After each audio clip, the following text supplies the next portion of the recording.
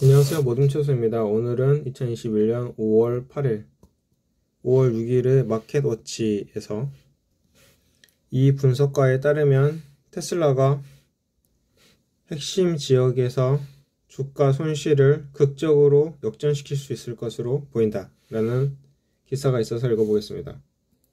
본문입니다. 유럽 핵심 시장에서 테슬라가 차지하는 비중은 이 지역에서 가장 인기 있는 전기차 브랜드였던 2019년 이후 급감하고 있습니다. 그러나 한 유명 자동차 분석가의 말에 따르면 이러한 변화는 급격한 변화를 가져올 수도 있다고 합니다. 그러니까 테슬라가 유럽에서 점유율이 2019년에 되게 좋았었는데 그 이후로 급감하고 있는데 다시 역전될 수 있다 라는 말이죠. 아메티스 슈미드 유럽 전기차 보고서 발행인은 테슬라의 유럽 시장 점유율이 2020년 13%에서 올해 20%로 다시 급상승해 이 지역 전기차 선두주자인 폭스바겐 그룹과 접전을 벌일 수 있다고 전망했습니다. 유럽은 2021년 초 중국에 밀렸지만 2020년까지 세계 최대 전기차 시장이었습니다. 슈미트가 공개한 자료에 따르면 테슬라는 지난 3월 유럽 18개 주요 시장에서 23,841대의 신규 등록 차량 판매를 기록했습니다. 이것은 매 분기 말 가중치가 높은 납품 일정에서 부분적으로 도움을 받은 것입니다.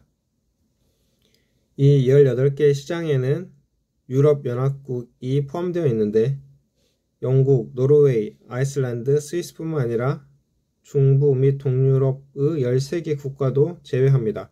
그러니까 EU 연합국만 한다는 이야기죠. 이 보고서는 현재 테슬라의 12개월 동안 누적 시장 점유율을 13%로 설정했고 올해 초부터 현재까지 점유율은 15.6%로 폭스바겐과 스텔란티스 뒤를 잇고 있습니다. 그래서 스텔란티스는 2021년 1월 16일 합병을 통해 설립된 다국적 자동차 회사입니다. PSA와 크라이슬러가 50대 50 비율로 합병했습니다.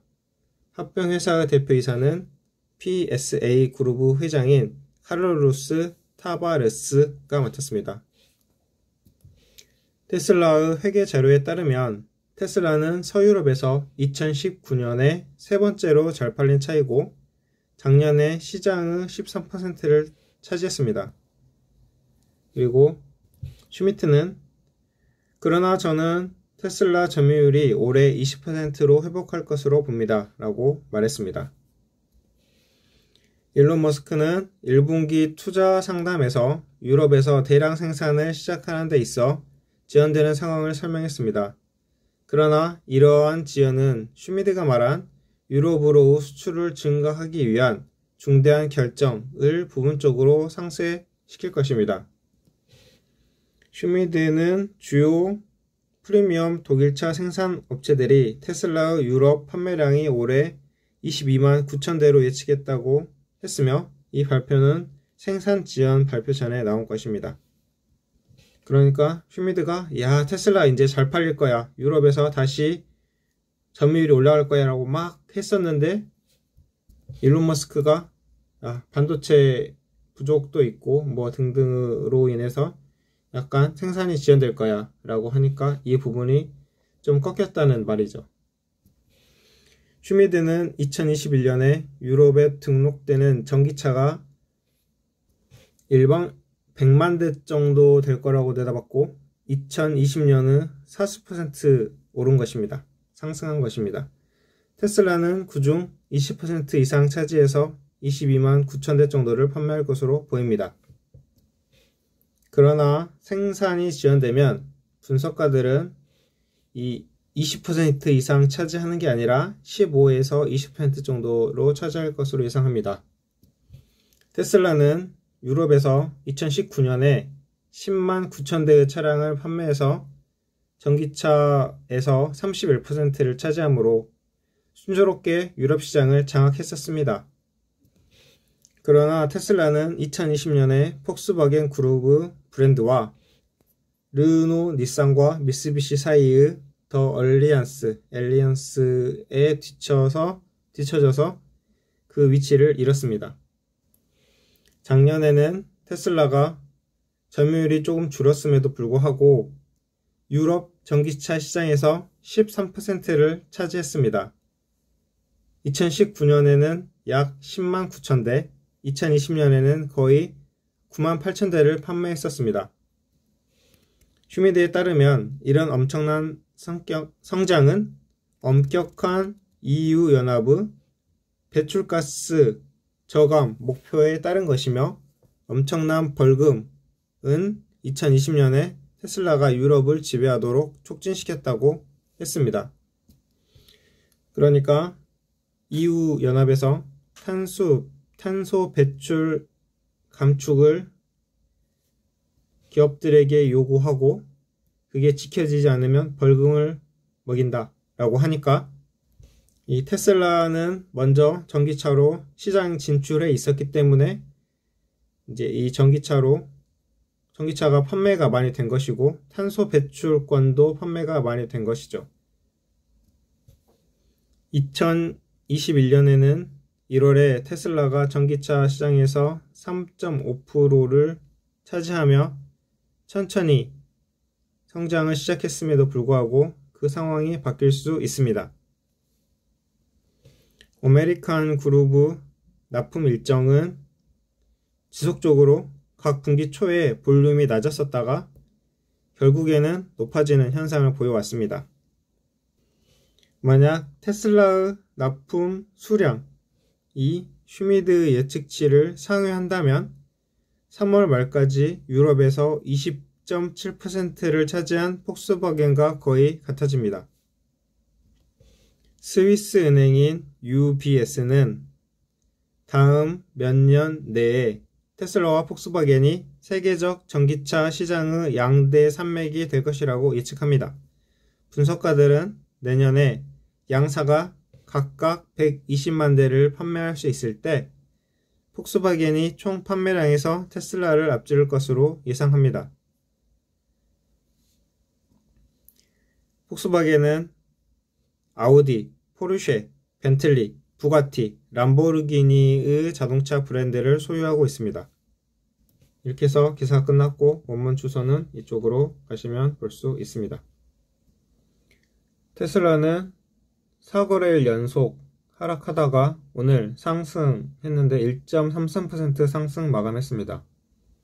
테슬라의 차트를 보시면 일단 전에 말씀드렸듯이 이쪽 부분에서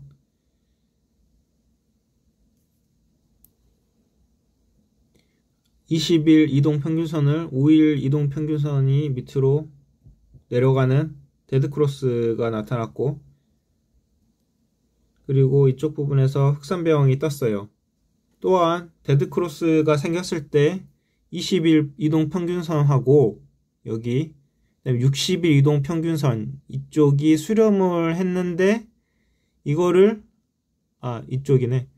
이거를 5일 이동평균선이 또 내려가는 그 밑으로. 그러면 이건 어떻게 봐야 됩니까? 중장기 대세 하락이 예상된다 라고 봐야겠죠. 또한 거래량도 하락을 하고 있어요.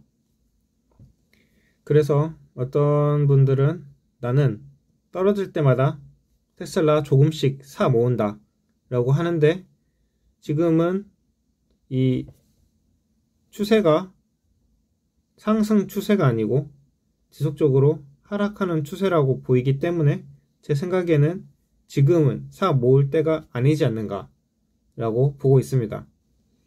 언제 사 모아야 하냐면 이 정도쯤에 이렇게 지표들이 약간 상승의 신호를 보여주고 있을 때 사 모아야 좋다 라고 보고 있습니다.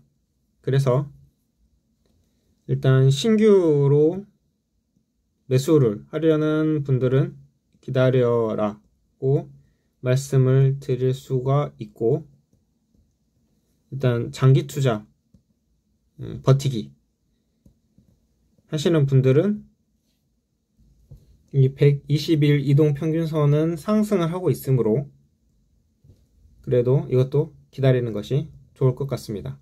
그리고 언젠가는 이 차량용 반도체 부족 문제도 풀리겠죠. 그러면 테슬라는 꾸준히 장기적으로 본다면 오를 것 같습니다.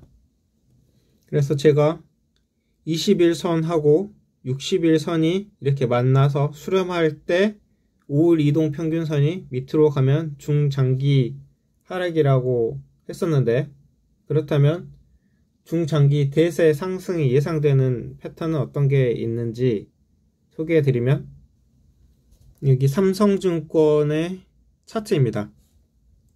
60일선하고 21선이 이렇게 만나지는데 그거를 5일 이동평균선이 차고 올라가는, 이게 중장기 대세 상승이 예상되는 차트죠. 그래서 이럴 때는 일단 이런 상승 망치형, 그리고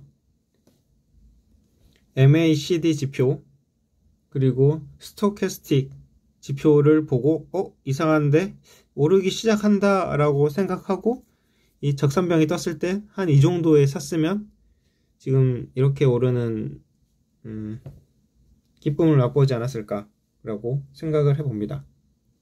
그래서 오늘은 말이 좀 길었는데 요약하자면, 오늘의 기사는 최고 분석가가 테슬라가 오를 것이라고 했다.